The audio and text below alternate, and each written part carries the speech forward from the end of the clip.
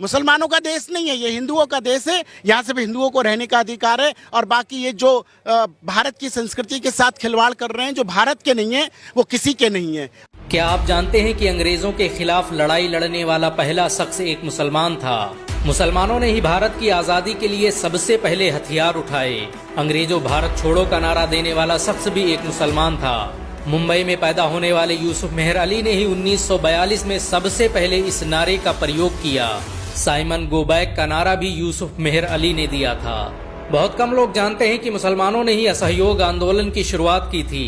1920 में खिलाफत आंदोलन के दौरान मोहम्मद अली जौहर और मौलाना अबुल कलाम आजाद ने सबसे पहले अंग्रेजी सामान का बहिष्कार करने की रणनीति बनाई, जो कुछ ही दिनों में पूरे भारत में फैल गई।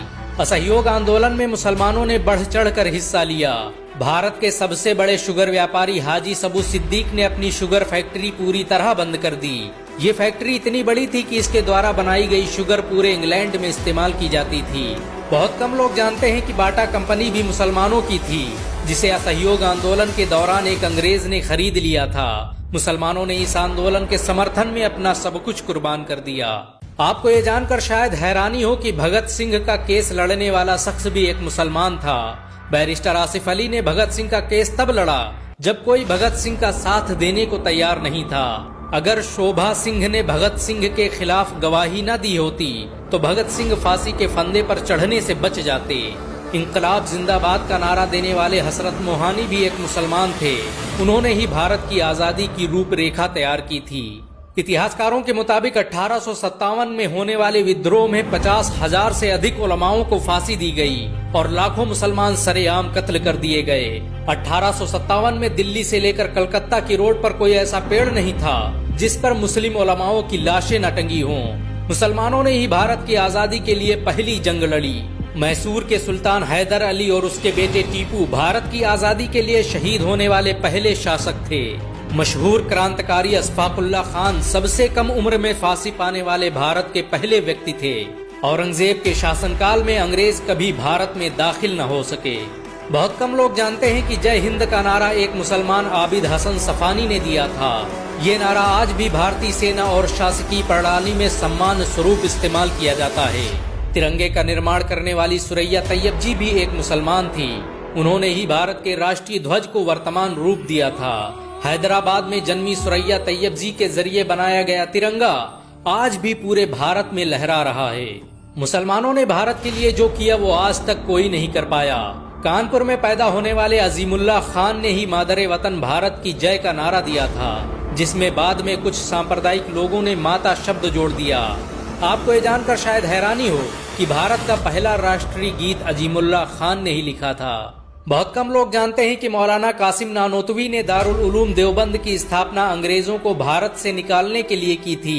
इस मदरसे का मकसद देश में ऐसे नौजवानों को पैदा करना था जो भारत की आजादी में योगदान दे सकें। रेशमी रुमाल आंदोलन की शुरुआत करने वाले मौलाना महमूदुल हसन और मौलाना उबैदुल्ला सिंधी दारुल उलूम देवबंद के ही छात्र थे। मौलाना उबैदुल्ला सिंधी ने सुभाष चंद्र बोस के साथ मिलकर भारत की पहली अस्थायी सरकार की स्थापना की थी और वह भारत के पहले गृह मंत्री भी थे। आपको ये जानकर शायद हैरानी हो कि मौलाना महमूदुल हसन ने ही 1920 में गांधी को महात्मा का लक़ब दिया। उनका ये नाम इतना मशहूर हुआ कि गांधी पूरी दुनिया में महात्मा गांधी के नाम से पुकारे जाने लगे। महमूदुल हसन ने ही हकीम अजमल खान के साथ मिलकर 1920 में जामिया मिलिया इस्लामिया यूनिवर्सिटी की स्थापना की थी, ताकि भारतीय शिक्षा तंत्र को अंग्रेजों के चंगुल से आजाद करवाया जा सके। आपको ये जानकर शायद हैरानी हो कि काला पानी जैसी दर्दनाक सजाओं को पाने वाले 90% से अधिक लोग मुसलमान थे। अंडमान निकोबार में आज भी सबसे ज्यादा कब्रें मुसलमानों की हैं। मुसलमानों के अलावा दूसरे लोगों ने काला पानी से बचने के लिए न सिर्फ माफीनामे लिखे बल्कि अंग्रेजों की मुखबरी भी की। मुसलमानों ने ही अंग्रेजों के खिलाफ सबसे पहले हथियार उठाए। 1772 में शाह अब्दुल अजीज ने अंग्रेजों के खिलाफ फतवा देते हुए ऐलान किया कि अंग्रेजों की गुलामी हराम है और हर मुसलमान पर फर्ज है कि वो अपने मुल्क और देश की आजादी के लिए खुद को कुर्बान कर दे। 1857 में होने वाले विद्रोह की प्लानिंग एक मुसलमान मौलवी अहमदुल्ला शाह ने की थी। वो भारत के अकेले इंसान थे जिन पर अंग्रेजों ने 50,000 रुपये का इनाम रखा था। ये रकम इतनी बड़ी थी कि राजा जगन्नाथ ने पैसों की लालच में आकर अहमदुल्ला शाह अब्दाली की मुखबरी कर दी और अंग्रेजों ने उन्हें शहीद कर दिया। बहुत कम लोग जानते हैं कि 1857 में शहीद होने वाले 90% लोग मुसलमान थे। जालियांवाला बाग में जनरल डायर की गोलियों का निशाना बनने वाले अधिकतर लोग मुसलमान थे। भारत की आजादी का नेतृत्व करने वाले संगठन इंडियन नेशनल कांग्रेस के 9 से अधिक प्रेसिडेंट मुसलमान रहे। गांधी जी ने अफ्रीका में जहां वकालत की पढ़ाई की, वो कॉलेज भी एक भारतीय मुसलमान का था और वह जब भारत आए तो उन्होंने आजादी के लिए अली ब्रदर्स के साथ काम करना शुरू किया, जो कि मुसलमान थे। बहुत कम लोग जानते हैं कि 1921 में केरल के मुसलमानों द्वारा अंग्रेजों के खिलाफ लड़ी गई जंग में 3000 से अधिक मुसलमान शहीद हुए और 50,000 मुसलमानों को जेल में कैद कर दिया गया। ये आंदोलन मोपला मुस्लिम आंदोलन के नाम से जाना जाता है। 1942 में शुरू हुए भारत छोड़ो आंदोलन की रूपरेखा मौलाना अबुल कलाम आजाद ने तैयार की थी। संविधान निर्माता डॉक्टर भीमराव अंबेडकर को पहचान दिलाने में मुसलमानों का बड़ा योगदान रहा। 1946 में जब भीमराव अंबेडकर दलित होने की वजह से इलेक्शन हार गए तो बंगाल मुस्लिम लीग ने उन्हें मुस्लिम इलाकों से इलेक्शन लड़ने की दावत दी। इस तरह भीमराव अंबेडकर संविधान सभा का हिस्सा बन सके। अगर मुसलमान भीमराव अंबेडकर को इलेक्शन न जिताते तो उन्हें कभी भारत का संविधान लिखने का मौका न मिलता। भारत की आजादी के लिए सबसे ज्यादा लेख, शायरी, गीत और किताबें मुसलमानों ने ही लिखी। अल्लामा इकबाल के जरिए लिखा गया सारे जहां से अच्छा आज पूरे भारत में गाया जाता है। देश के लिए शहीद होने वाला पहला पत्रकार मौलाना मीर बाकर एक मुसलमान था। भारत की आजादी के लिए मुस्लिम राजाओं और महाराजाओं ने अपने खजाने खोल दिए। कोलकाता के हाजी उस्मान सईद ने अपना सब कुछ भारत की आजादी के लिए कुर्बान कर दिया। हाजी उस्मान की अमीरी का अंदाजा इसी बात से लगाया जा सकता है कि 1920 तक कोलकाता में बनने वाला हर स्कूल और हर बड़ी बिल्डिंग उन्हीं की थी। कोलकाता के पहले सुपर स्टोर कैश बाजार की बुनियाद हाजी सईद ने ही रखी थी, लेकिन बाद में उन्होंने अपनी सारी दौलत देश को दान कर दी और खुद एक किराए के घर में रहने लगे। अमीर हमजा और यूसुफ हबीब मरफानी जैसे मुसलमानों ने अपनी अरबों रुपये की संपत्ति देश की आजादी के लिए दान कर दी।